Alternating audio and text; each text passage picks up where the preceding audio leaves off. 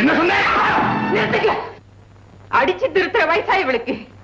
பொண்ணா பிறந்தவளை கை தொட்டு அடிக்கலாமாப்பா? இவ வழி தவறி போறா, நீங்க முறை தவறி போறீங்க. இந்த பழிகாரிக்கு உடம்புலதான் அடி விழுந்தது. அதை விட 10 மடங்கு என் நெஞ்சில் அடிபட்டு இருக்குமா. இந்த குடும்பத்தோட மானம் மரியாதை எல்லாம் காத்துல பறக்குது. நீங்க நினைக்கிற மாதிரி அப்படி ஒண்ணும் நடக்கல. வீணா ஏன் கற்பனை பண்ணிக்கிறீங்க? கற்பனையா? இந்த போட்டோ பாரு. பாரு, நீச்சல் குளத்துக்கு போய் அரை நிர்வாண ஆட்டம் போட்டிருக்கிறான். இதை யாரோ போட்டோ பிடிச்சு அனுப்பியிருக்காங்க. இவளை அடிச்சா என்ன கொன்ன? அபிராமி, நாங்க மனசறிஞ்சு யாருக்கும் எந்த கெடுதலையும் செய்யலையேம்மா. எங்களை ஏம்மா இப்படி போட்டு வதைக்கிற?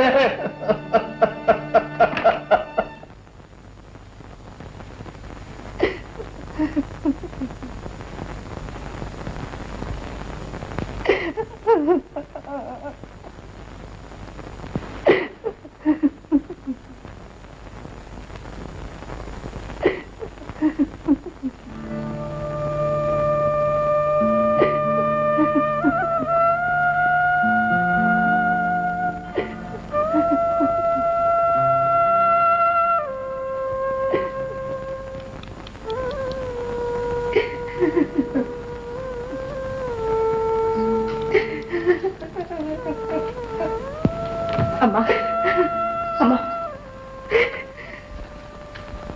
சுகுடா, நீ இன்னும் தூங்கலையா?